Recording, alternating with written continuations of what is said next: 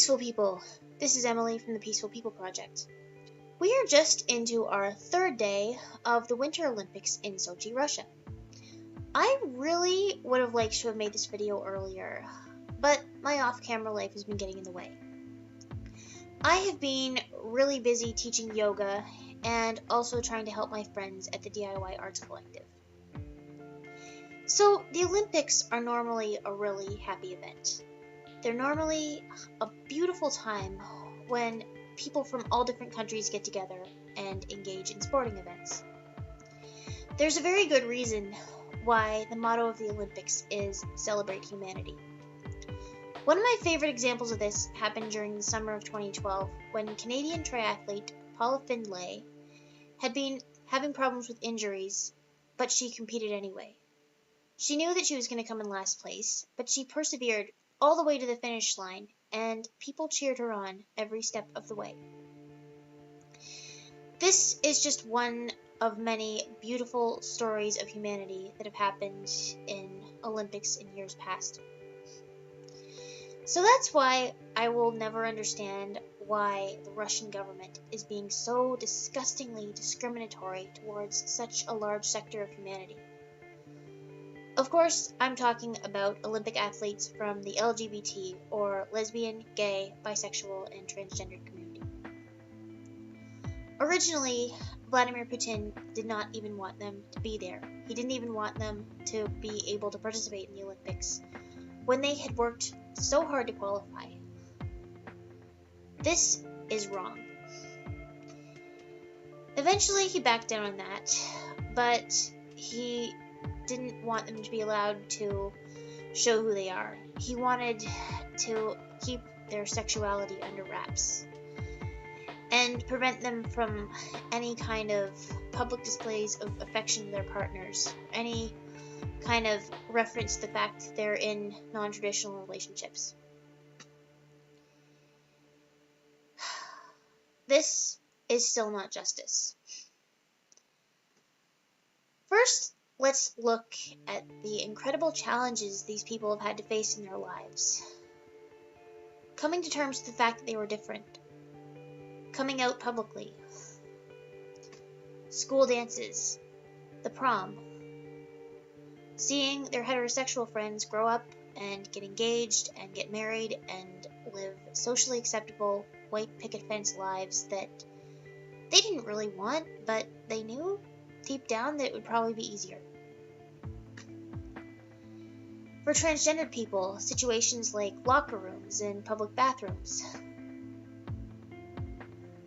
When you take the incredible amount of strength and resilience that it would take to get through all that, and combine it with the incredible amount of strength and resilience that it takes to get through the rigorous training schedule of an Olympic athlete, you gotta think, all of these people are winners. All of these people are heroes before their events even begin. I will never understand fully what that's like. I have friends who are gay and lesbian. I have an uncle who is gay. I went to elementary school with a girl who's now living as a man. But because I am cisgender and heterosexual, and society has decided to deal me the hand that is socially acceptable, I will never fully understand because I've never walked a mile in these people's shoes. It is not fair, but that's how it is. The only thing keeping me out of this year's Olympics is my total lack of athletic ability. That's how it should be for everyone. It shouldn't even be a question outside of, genuine merit in the people's individual sports. And on that note, I'd like to give a big shout out to Irene Wurst from the Netherlands, who just won a gold medal in the speed skating event. Way to go, Irene. You are an inspiration. So, there was a big protest on February 5th against the sponsors for the Olympics who've been turning a blind eye to all of this. The two big ones are McDonald's and Coca-Cola.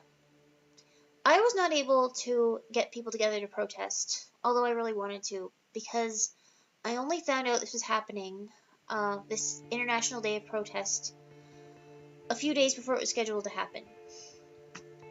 So I found a solution. Since I couldn't be at the protest in person, since I couldn't get people together in time, I have created a virtual online protest. This is different from the online Facebook email petitions that you see floating around about just about everything. Instead, I have created a sing-along video. I have written 2 songs about this issue. The first one is called We Are Really Mad at Sochi, and it's sung to the tune of I've Been Working on the Railroad. The second one is a bit less straightforward. It's called Raise a Toast to Ending Homophobia, and this song is sung to the tune of the fight song for my beloved alma mater, Bishop's University. For those of you who didn't go to Bishop's, you won't recognize this tune immediately, but that's the great thing about videos. You can play them as many times as you want.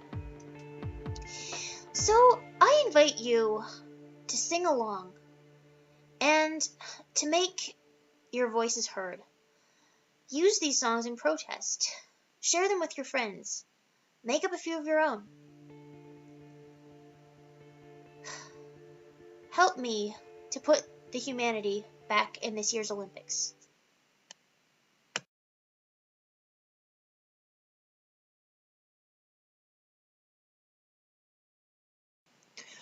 We are really mad at Sochi on Olympic Day. Narrow-minded leader Putin is persecuting gays. After all their years of training, crushing all their dreams, all his homophobic treatment makes me want to scream. Homophobia, homophobia, doesn't celebrate humanity. Homophobia, homophobia, not okay with me.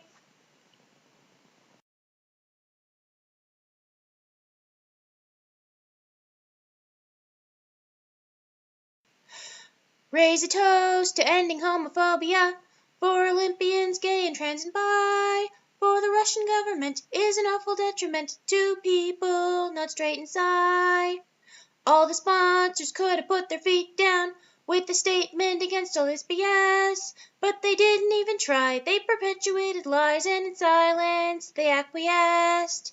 Rainbow cans will never solve the problem, never whitewash what's been done and said.